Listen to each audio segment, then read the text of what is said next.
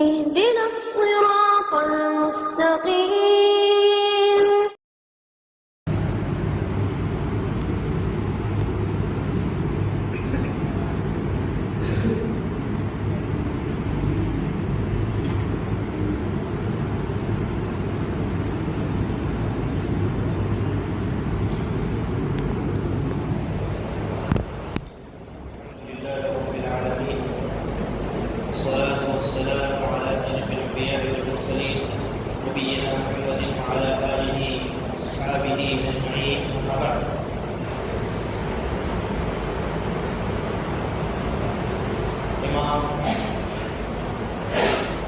المنذری رحمہ اللہ کی مشہور تصنیف الترغیب والترہیب،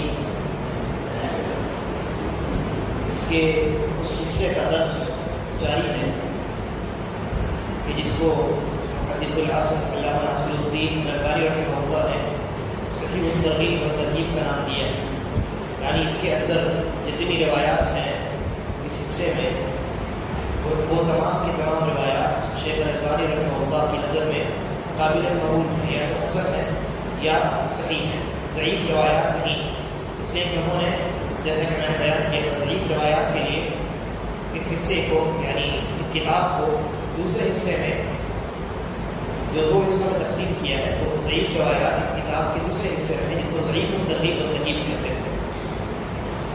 اور سب سے پہلا جو چیپٹر اس میں امام المنذری رحمہ اللہ نے لکھا ہے وہ ہے کتاب الاخلاص. یعنی اخلاص پیدا کرنے کے بعد میں اخلاص کی ترغیب میں جتنی روایات ہیں انہوں نے ان روایات کو اس بات میں جمع کیا ہے، اور اخلاص کے نہ ہونے کی وجہ سے انسان کے اعمال کی جو خرابیاں پیدا ہوتی ہیں ان سے ڈرانے والی جو روایات ہیں ان روایات کو جمع کیا. تو اس سلسلے میں جو پہلی حدیث کی لمبی اور طویل روایت پچھلے ہفتے اس کا بیان ہوا تھا بنی اسرائیل کے تعلق سے کہ 3 لوگ تھے اور بعد میں بس گئے اور تینوں نے اپنے اپنے ان اعمال کا حوالہ دیا جن میں وہ مخلص تھے. چنانچہ اللہ تبارک و تعالیٰ نے ان کی ان دعاؤں کو قبول کیا اور انہیں اس مصیبت سے نجات عطا کی. دوسری روایت ہے کتاب الاخلاص میں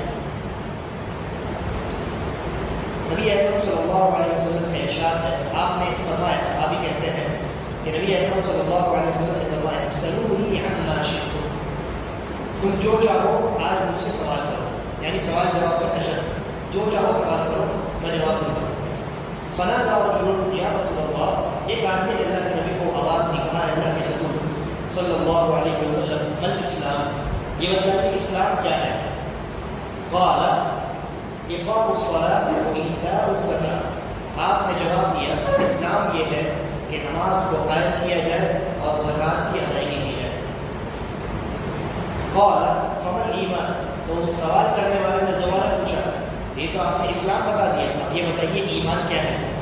آپ نے جواب دیا الاخلاص. سوال کیا کیا گیا؟ ایمان کیا ہے؟ اللہ کے نبی نے جواب دیا ایمان اخلاص ہے. تیسرا سوال کیا، کہا فما الیقین، تو یقین کسے کہتے ہیں؟ قال التصدیق بالقیامہ، یقین کہتے ہیں قیامت کی سچی تصدیق کو. یہ روایت ہے اور یہ روایت شعب الایمان میں امام بہقی رحمہ اللہ نے روایت کیا ہے اور اسی طریقے پر دوسرے محدثین نے بھی اس روایت کو روایت ہے. یہ روایت بہت جامع روایت ہے. غور کرنے کا مقام یہ ہے کہ اس روایت میں سوال کرنے والے نے 3 سوالات کیے. پہلا سوال یہ کیا کہ اسلام کیا ہے، دوسرا سوال یہ کیا کہ ایمان کیا ہے، تیسرا سوال یہ کیا کہ یقین کیا ہے. تو نبی اکرم صلی اللہ علیہ وسلم نے ایمان کی الگ ڈیفینیشن بتائی، اسلام کی الگ ڈیفینیشن بتائی، یقین کا الگ معنی بیان کیا. آپ اگر قرآن و حدیث کے نصوص میں اگر غور کریں گے، دلیلوں میں، حدیثوں میں اور آیات میں غور کریں گے تو آپ کو معلوم ہوگا کہ یہ جو ایمان ہے، ایمان کا تذکرہ کبھی کبھی منفرد ہوتا ہے، صرف ایمان کا تذکرہ. کبھی کبھی ایمان کا تذکرہ اسلام کے ساتھ ہوتا ہے، جیسے کہ اس روایت میں ایمان کا بھی تذکرہ ہے اور اسلام کا بھی تذکرہ ہے. اور کبھی کبھی ایمان جو ہے اس کا ایمان کا تذکرہ ہوا ہے اور پھر عمل صالح کا تذکرہ ہوا ہے. تینوں مقامات پر ایمان کا معنی الگ الگ ہوتا ہے. جہاں ایمان منفرد استعمال ہوا ہو، اکیلا کرنے کا وہاں ایمان کا تذکرہ ہو، تو علماء لکھتے ہیں کہ وہاں ایمان سے مراد الدین کلہ، پورا کا پورا دین اور پوری کی پوری شریعت مراد ہوتی ہے. اور اسی لیے ایمان کی تعریف علماء نے بیان کی ہے، کیا ہے؟ کہتے ہیں ایمان کی تعریف یہ ہے قول باللسان واعتقاد بالجنان وعمل بالجوارح والارکان. یہ ایمان کہتے ہیں زبان سے اقرار کرنے کو، دل سے اعتقاد رکھنے کو، اعضاء اور جوارح سے عمل کرنے کو، یہ ہے ایمان. اچھا، اگر تھوڑا سا اور بات کیجیے ایمان کی اس تقسیم میں تو آپ کو معلوم ہوگا ایمان کا حقیقت کوئی نہیں ہوگا.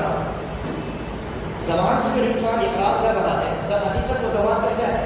عمل کا، زبان کا عمل ہے. اور ایک چیز یہ ہے کہ انسان دل سے اعتقاد رکھے، اور تیسری چیز کیا ہے؟ اعضاء اور جوارح سے عمل کرے. تو گویا زبان سے اقرار یہ زبان کا عمل ہے، اعضاء اور جوارح سے انسان اعمال انجام دیتا ہے. یعنی کل ملا کر کے ایمان کا معنی ہوا دل سے یقین رکھا جائے جن چیزوں پر یقین رکھنے کا حکم دیا گیا ہے، اور اعضاء اور جوارح سے زبان کے ساتھ ساتھ عمل کیا جائے جن چیزوں پر عمل کرنے کا حکم دیا گیا ہے. یہ ہے ایمان. اور اس بات پر ایمان کی اس تعریف پر سلف کا اجماع. امام بخاری رحمہ اللہ ہے، اسی طریقے پر سلف میں بہت سارے ہیں، امام ابن عبد البر کے بہت سارے علماء، انہوں نے اپنی کتاب میں لکھا ہے کہ میں نے اپنے جتنے اساتذہ اور جتنے محدثین کو پایا ان تمام کا کہنا یہ تھا کہ الایمان قول و عمل. ایمان قول و عمل دونوں کا. کوئی انسان اگر صرف دل میں اعتقاد کرتا ہو کہ ہاں اللہ ایک ہے، فرشتوں پر ایمان رکھے، رسولوں پر ایمان رکھے، کتاب پر تمام چیزوں پر ایمان رکھے، لیکن عمل انجام نہ دے، اور عمل انجام نہ دینے کی کوئی وجہ، کوئی شرعی عذر نہ ہو.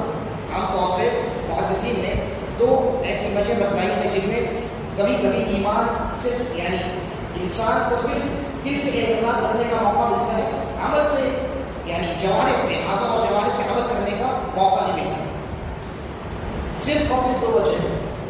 پہلی وجہ تو یہ ہے کہ انسان عمل کرنے پر قادر ہی نہ ہو. مثال کے طور پر کوئی آدمی ایسا ہے مکمل طور پر پیرالائز ہے، نہ اس کا ہاتھ کام کر رہا ہے، نہ پیر کام کر رہے ہیں، نہ ہونٹ یا کچھ نہیں ہے، اس کے لیے عمل نہیں ہے، عمل کر ہی نہیں سکتا، کوئی بھی عمل انجام نہیں دے سکتا، حتیٰ کہ زبان بھی نہیں دیتا ہے اس کا. تو وہ کیا کرے گا؟ اس کے لیے علماء کہتے ہیں اس انسان کے لیے ایمان کا معنی یہ ہوگا کہ وہ دل سے اعتقاد رکھے ان چیزوں پر جن پر اعتقاد رکھنے کا حکم دیا گیا. یہ ایک وجہ ہوئی.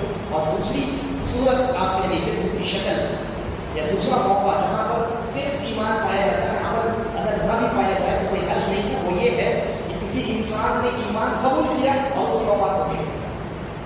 کسی انسان نے اسلام قبول کیا یعنی ایمان دل میں پایا گیا، دل سے اس نے اعتقاد اپنا مضبوط کر لیا، اسلام میں داخل ہو گیا، لیکن پھر اس کے بعد 100 برس کی وفات ہو گئی تو اسے عمل کا موقع نہیں ملا. صرف یہ دو جگہ ہیں جہاں پر صرف ایمان پایا جا سکتا ہے، عمل کے بغیر.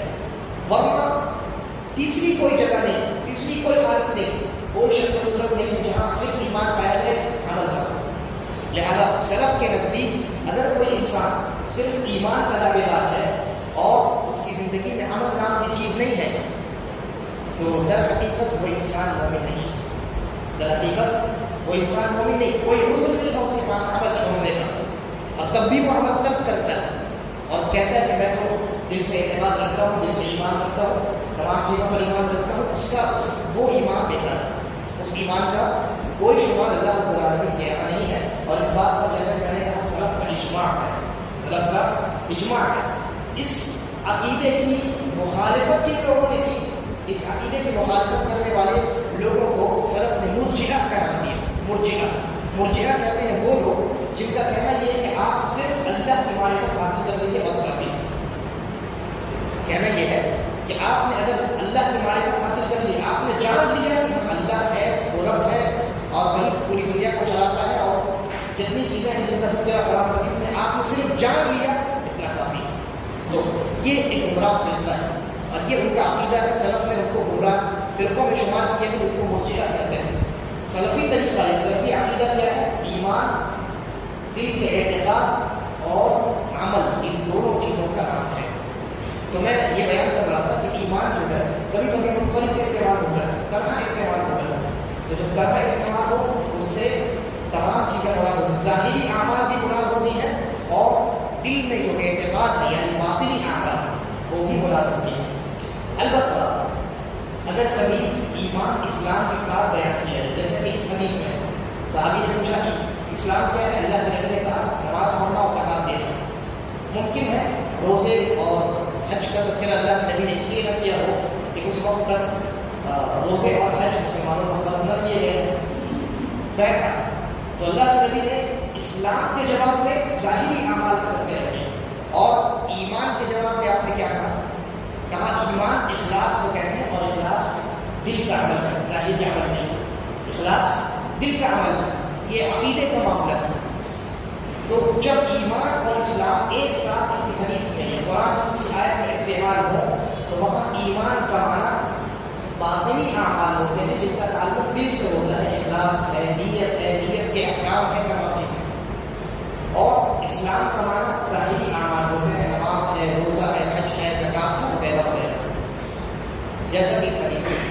اور کبھی کبھی تاکید کے لیے ایمان کے فوراً بعد عمل صالح کا بھی تذکرہ کر دیا جاتا ہے، جیسا کہ سورۃ العصر میں اللہ تبارک تعالیٰ نے کیا فرمایا؟ والعصر، قسم ہے زمانے کی، ان الانسان لفی خسر، انسان خسارے میں ہے، الا الذین آمنوا، سوائے اس کے جس نے ایمان لایا، وعملوا الصالحات، اور اعمال صالحات کو انجام دیا. یہ در حقیقت ایمان اور عمل صالح کو الگ الگ بیان کرنے کا مقصد یہ نہیں ہے کہ دونوں الگ الگ چیزیں ہیں، بلکہ اس طریقے سے کبھی کبھی ہم یہ کہتے ہیں کہ چاہیے آپ کھانا کھا لیجیے، روٹی کھا لیجیے. تو کیا کھانا الگ ہے روٹی الگ ہے؟ نہیں. ہم نے روٹی کا تذکرہ کھانے کے ساتھ ساتھ اس لیے کیا ہے کیونکہ عام طور سے وہ انسان روٹی کھاتا ہے. تو اسی طریقے پر کبھی کبھی ایمان کے ساتھ ساتھ ہمارے سارے کا تذکرہ کر دیا جاتا ہے تاکید کے طور پہ، تاکہ یہ بتایا جائے کہ ایمان کے اندر عمل صالح کی بہت زیادہ اہمیت ہے، اس لیے اس کو الگ سے بیان کیا جاتا ہے. نبی اکرم صلی اللہ علیہ وسلم سے اسلام کے بارے میں سوال کیا گیا. آپ نے چند ظاہری اعمال کا تذکرہ کیا کہ نماز کا قائم کرنا اور زکات کا ادا کرنا. صحابی نے پوچھا ومل ایمان، ایمان کیا ہے؟ اللہ کے نبی صلی اللہ علیہ وسلم نے صرف ایک جملہ ارشاد فرمایا، کہا الاخلاص، ایمان اخلاص کا نام ہے. آپ نے اگر حدیث جبریل سنی ہوگی تو اس میں آنے والے ہیں حضرت جبریل علیہ السلام جو انسانی شکل میں آئے تھے، انہوں نے نبی اکرم صلی اللہ علیہ وسلم سے بالکل یہی سوالات کیے تھے. انہوں نے بھی ایمان کے بارے میں پوچھا تھا، اسلام کے بارے میں پوچھا تھا. تو وہاں آپ دیکھیں گے کہ اللہ کے نبی صلی اللہ علیہ وسلم سے جب حضرت جبریل نے ایمان کے تعلق سے پوچھا تو آپ نے ایمان کی ایک لمبی تفصیل بتائی. کہا ان تؤمن باللہ وملائکتہ وکتبہ ورسلہ والیوم الآخر والقدر خیرہ وشرہ، کہ ایمان یہ ہے کہ تم اللہ پر ایمان لاؤ، اس کے رسولوں پر، اس کے کتابوں پر، اس کے فرشتوں پر، تقدیر کے اشیاء پر برائی پر ایمان لاؤ. یہ 6 چیزیں ہیں جو جنہیں ایمان کے 6 ارکان کہا جاتا ہے. لیکن اس حدیث میں اللہ کے نبی صلی اللہ علیہ وسلم سے بالکل وہی سوال ہے کہ فمل ایمان، ایمان کیا ہے؟ یہاں آپ نے وہ تفصیل نہیں بتائی. کہا الاخلاص، ایمان اخلاص کا نام ہے. کیوں؟ آپ کا یہ فرمانا بالکل اسی حدیث کی طرح ہے کہ جس میں نبی اکرم صلی اللہ علیہ وسلم نے کیا فرمایا تھا؟ فرمایا تھا الحج عرفہ، کہ حج عرفہ میں وقوف کا نام ہے. اس کا یہ مطلب نہیں ہے کہ اگر کسی نے صرف عرفہ میں وقوف کر لیا اور حج کے تمام ارکان چھوڑ دی، طواف چھوڑ دیا، سعی چھوڑ دی، تمام چیزیں چھوڑ دی تو اس کا حج ہو جائے گا. بلکہ کہنے کا مقصد یہ ہے کہ الحج عرفہ یعنی حج میں سب سے زیادہ اہم رکن جو ہے وہ وقوف عرفہ ہے. اسی طریقے پر یہاں نبی اکرم صلی اللہ علیہ وسلم کا ایمان کے جواب میں یہ کہا کہ ایمان اخلاص کا نام ہے، یعنی ایمان جو تم سمجھتے ہو اس میں سب سے اہم چیز جو ہے وہ اخلاص ہے. ایمان کا تعلق ہی دل سے. ایمان آپ اللہ پر لائیں یا فرشتوں پر لائیں یا کتابوں رسولوں کا دین کے اشیاء یا برائی پر لائیں، ان تمام چیزوں کا تعلق کہاں سے؟ دل سے. اگر آپ کے اس اس ایمان میں اخلاص ہے، اگر آپ کے اس ایمان میں اللہ کی رضامندی کو حاصل کرنے کی نیت اور ارادہ شامل ہے تو بھی آپ کا یہ ایمان قابل قبول ہے، ورنہ اس ایمان کی کوئی اہمیت نہیں ہے۔ اس کے بعد نبی اکرم صلی اللہ علیہ وسلم سے سوال کیا گیا فمل یقین، یقین کسے کہتے ہیں؟ یقین کسے کہتے ہیں؟ آپ نے جواب دیا ہے تصدیق بالقیامہ، قیامت پر، قیامت کی تصدیق کرنا، قیامت کا جو تذکرہ قرآن حدیث میں آیا ہے اسے سچا ماننا، سچا قرار دینا، اسے یقین کہتے ہیں۔ ویسے تو یقین کا حکم ایک مسلمان کے لیے یہ ہے کہ وہ ہر اس چیز پر ایمان لائے جس کا تعلق غیب سے، اور اسی لیے ایمان کا جو لغوی معنی بیان کیا جاتا ہے، ڈکشنری میننگ جو بیان کیا جاتا ہے ایمان کا وہ کیا ہے؟ یقین ہے، یقین اور تصدیق۔ لیکن یہاں نبی اکرم صلی اللہ علیہ وسلم نے یقین کا اخلاص معنی بیان کیا ہے۔ یقین کہتے ہیں آخرت پر، یوم قیامت کی تصدیق کرنے کو، یعنی یوم قیامت کے تعلق سے، قیامت کے تعلق سے جو کچھ خبر نبی اکرم صلی اللہ علیہ وسلم نے اللہ تبارک و تعالیٰ نے دی ہے اس پر آنکھ بند کر کے ایمان لائے، اس کی تصدیق کی جائے، اس کو سچا بنایا جائے۔ اس لیے کہ جو انسان قیامت کے دن پر ایمان لائے گا، قیامت کے دن کی تصدیق کرے گا، تو ایسی صورت میں وہ انسان پوری کی پوری شریعت کا تصدیق کرنے والا بنا ہے۔ نبی اکرم صلی اللہ علیہ وسلم کو صحابہ نے دیکھا، قرآن مجید ہماری آنکھوں کے سامنے، نبی اکرم صلی اللہ علیہ وسلم کے فرامین ہماری آنکھوں کے سامنے، لیکن قیامت ہم نے نہیں دیکھی۔ اگر ہم نے قیامت پر ایمان لایا تو بقیہ تمام چیزوں پر ہم ایمان لانے والے آٹومیٹکلی ہو گئے۔ پہلا تو یہ روایت کی اخلاص کے بارے میں ہمیں یہ سبق دیتی ہے کہ ہم اپنے ایمان میں، اپنے عمل میں اخلاص پیدا کریں۔ اگر اخلاص نہیں ہے نہ ایمان کی کوئی اہمیت ہے اور نہ اخلاص کی کوئی اہمیت، اس لیے کہ ظاہری اعمال ایمان کے بغیر مکمل نہیں ہے۔ اس طریقے سے صرف ایمان، صرف دل سے اعتقاد رکھنا عمل کو چھوڑ کر کے یہ کافی نہیں ہے، ویسے ہی ظاہری اعمال دل کے اعتقاد کے بغیر کافی نہیں، اور دل کے اعتقاد کو نبی اکرم صلی اللہ علیہ وسلم نے اخلاص سے تعبیر کیا ہے۔ چنانچہ اگر اخلاص نہیں ہے عمل، ظاہری اعمال کا کوئی اعتبار نہیں۔ دوسری روایت ہے حضرت ابو سعید الخدری رضی اللہ عنہ فرماتے ہیں کہ نبی اکرم صلی اللہ علیہ وسلم نے ایک مرتبہ حجۃ الوداع کے موقع پہ، حجۃ الوداع کے موقع کی خطاب کی ہے، تو نبی اکرم صلی اللہ علیہ وسلم نے حجۃ الوداع کے موقع کے لیے ارشاد فرمایا کہ اللہ تبارک و تعالیٰ اس انسان کے چہرے کو تازہ رکھے جو میری بات کو سنتا ہے، پھر اسے یاد رکھتا ہے، اور بسا اوقات فقہ کو اپنے پاس لینے والا، جس کے پاس فقہ کے تعلق سے معلومات ہے، شریعت کا علم اگر کسی کے پاس ہے، کسی نے کوئی حدیث حفظ کر لی ہے، کسی نے کوئی آیت حفظ کر لی ہے، اللہ کے نبی فرماتے ہیں کہ کبھی کبھی یہ جو آیت کو یاد کرنے والا ہے، حدیث کو یاد رکھنے والا ہے، اس سے زیادہ سمجھ اس انسان کو اللہ تبارک و تعالیٰ عطا کرتا ہے جس کو یہ حافظ قرآن کی وہ آیت یا حدیث پڑھ کر کے سناتا ہے۔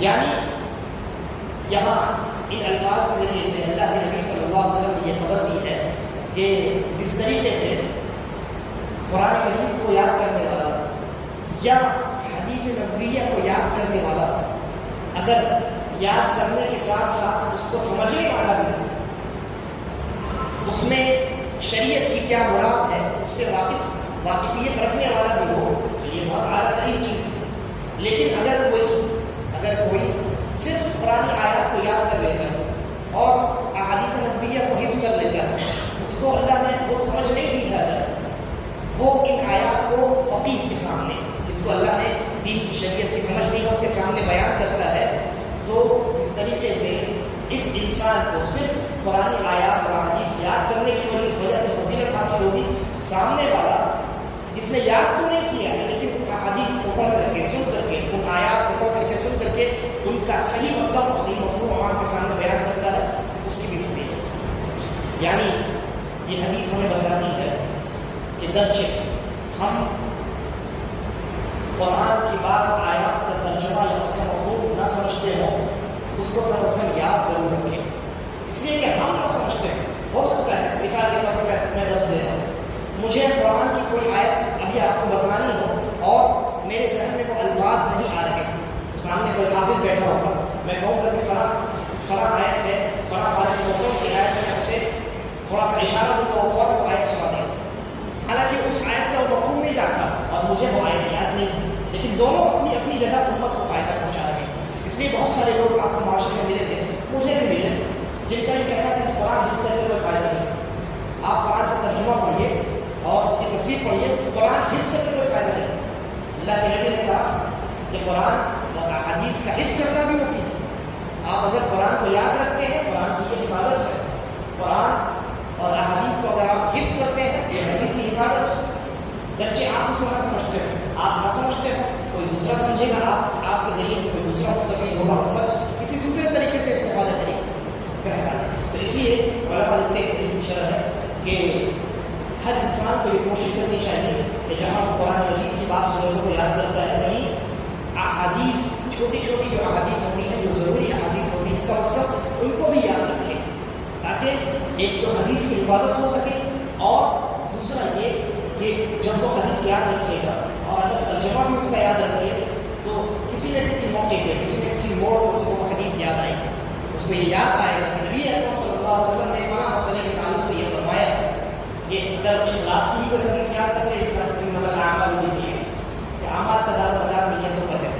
اگر کوئی انسان یہ حدیث یاد کر لے اور نماز میں کھڑا ہو، کوئی انسان نماز میں کھڑا ہو اور اس کو محسوس ہوا کہ کوئی داخل ہونے والا، داخل ہو رہا ہے، شیطان نے اس کے دل میں وسوسہ ڈالا کہ اپنی نماز کو تھوڑا خوبصورت بناؤ، وہ خوبصورت بنانے کی کوشش کرے، لیکن اگر اس کو یہ حدیث یاد ہوگی کہ اعمال بالنیات، اعمال کا دار مدار نیتوں پر، تو جیسے ہی یہ حدیث یاد کرے گا اپنے ذہن میں، فوراً متنبع ہو جائے گا اور اپنی نیت کو درست کر دے گا. اس لیے کہ اسے اللہ رب العالمین کی جانب سے ثواب کی امید ہے، اور اللہ سے ثواب، اللہ کی رضامندی چاہے بغیر نہیں کر سکتے. آگے اللہ کے نبی صلی اللہ علیہ وسلم نے ارشاد فرمایا، ثلاث لا يغل عليهن قلب امرئ مؤمن. یہ تین لوگ ایسے ہیں جن کے دل میں خیانت داخل نہیں ہو سکتی. اور اس کا دوسرا ایک معنی علماء نے یہ بھی بیان کیا کہ تین لوگ ایسے ہیں یا تین چیزیں ایسی ہیں جن میں ایک مومن کا دل خیانت نہیں کرتا. تین چیزیں کیا ہیں؟ کہا اخلاص العمل للہ، عمل کو اللہ کے لیے خالص کرنا. اگر کوئی مومن ہے تو اخلاص کا ہونا ضروری ہے. اور کہا والمناصحۃ لأئمۃ المسلمین، مسلمانوں کے جو حکمران ہیں ان کے تعلق سے خیر خواہی اور نصیحت کا دروازہ کھلا رکھنا. ولزوم جماعتهم، اور مسلمانوں کے جماعت کو لازم پکڑنا. فإن دعاءهم يحيط من ورائهم، اس لیے کہ مسلمانوں کی جو دعا ہے یہ مسلمانوں کی جماعت کو چاروں طرف سے گھیرے رکھتی ہے، حفاظت کرتی ہے. یہ حدیث بہت جامع ہے، بہت جامع روایت ہے. اللہ کے نبی صلی اللہ علیہ وسلم نے فرمایا کہ تین چیزیں ایسی ہیں، ان تین چیزوں میں مومن کبھی خیانت نہیں کرتا. پہلی چیز کیا ہے؟ اخلاص العمل للہ، اللہ رب العالمین کے لیے عمل میں اخلاص پیدا کرنا. یہ آپ سب جانتے ہیں، اس پر اچھی خاصی گفتگو ہماری ہوتی ہے. دوسری چیز ہے والمناصحۃ لأئمۃ المسلمین، مسلمانوں کے ائمہ کے متعلق خیر خواہی رکھنا اور نصیحت کا دروازہ کھلا رکھنا. یہ بہت اہم شے ہے، بہت اہم چیز ہے. میں یہ سمجھتا ہوں کہ انشاءاللہ اگلے درس میں اسی حدیث پر ہماری گفتگو ہوگی، کیونکہ مسلمانوں کے حکمران کے تعلق سے ہمارے معاشرے میں بہت ساری غلط فہمیاں ہیں. منہج سلف کو ہم نہیں جانتے ہیں اس بات میں، اور نہ جاننے کی وجہ سے اس بات میں غلطی کے اور لفظش کے ہم شکار ہو جاتے ہیں. اس لیے اس کو تھوڑی تفصیل سے میں انشاءاللہ بیان کروں گا. اللہ تبارک و تعالیٰ سے دعا ہے کہ وہ ہمارے